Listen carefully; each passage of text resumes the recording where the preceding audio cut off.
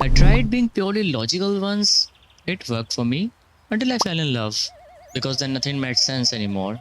And when I tried being overly spiritual, I started judging people for eating Nutella during Ramadan. So I figured maybe, just maybe, the truth isn't on one side. Maybe we need to see with both eyes, the spiritual one and the logical one.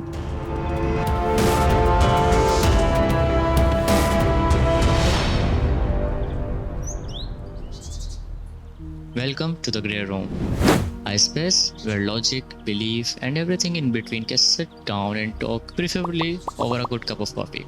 Today, we are diving into one of the most misunderstood relationships in human thoughts, logic and spirituality.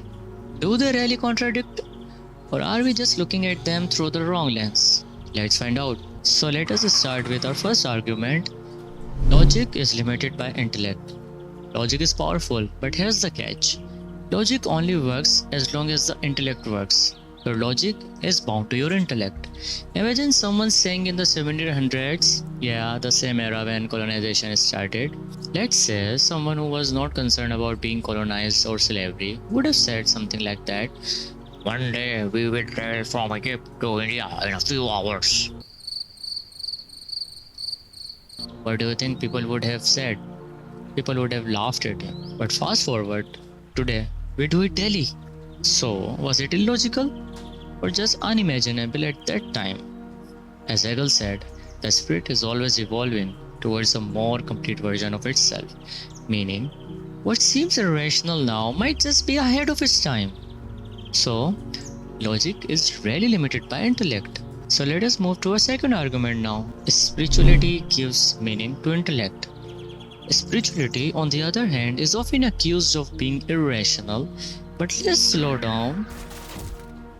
It's not about replacing thought, it's about giving thought purpose. Many great minds, from Rumi to Einstein, spent hours in solitude, not to escape logic, but to meet something deeper than it.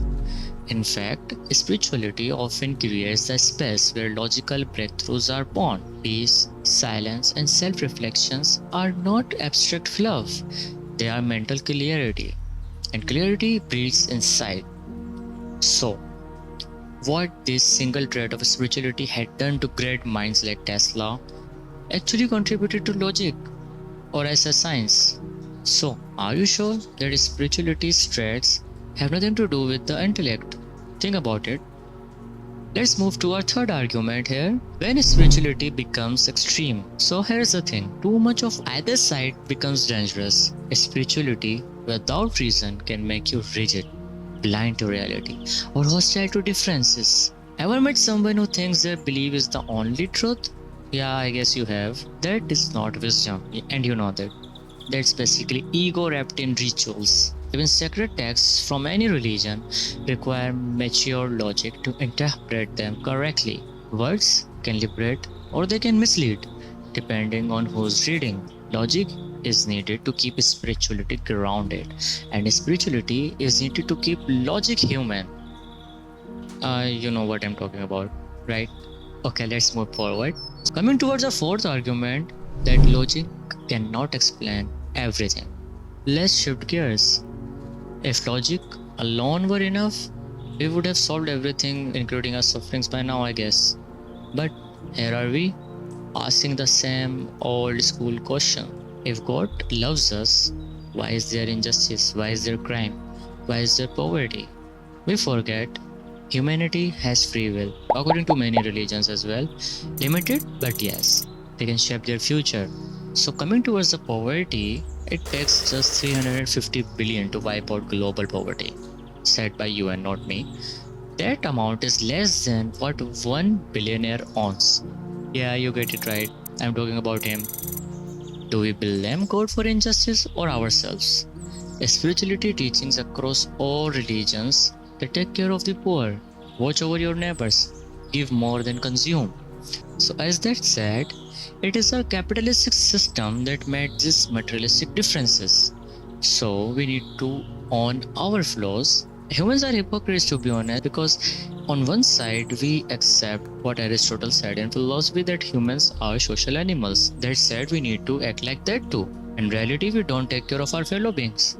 yet put the blame on God. God created us to take care of each other. That's what humanity mean. Even animals are good at it in comparison of men, to be honest. So if aliens were to visit Earth someday, believe me, they would find us the most ruthless creatures, because we exploit our own race and then make others believe that it is the fault of God.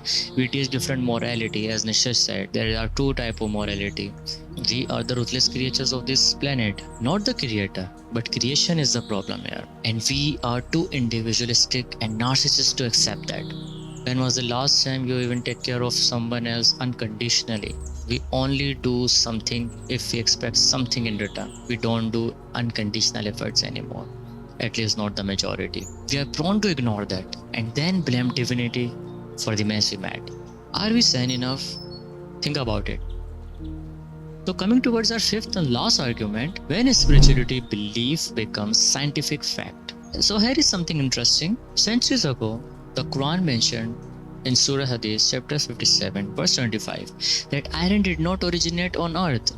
For a long time, this was a mystery, yet accepted by the believers of spirituality. Later on, modern science confirmed it in early 20th century that iron came from meteoroids that struck Earth some 3.5 or 4 billion years ago.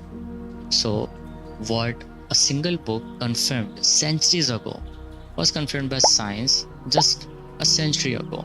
We need to think again that are these books, are these divine knowledge that we just call that these are only books, are they for real just books? Was it just a spiritual myth or knowledge we weren't ready to decode?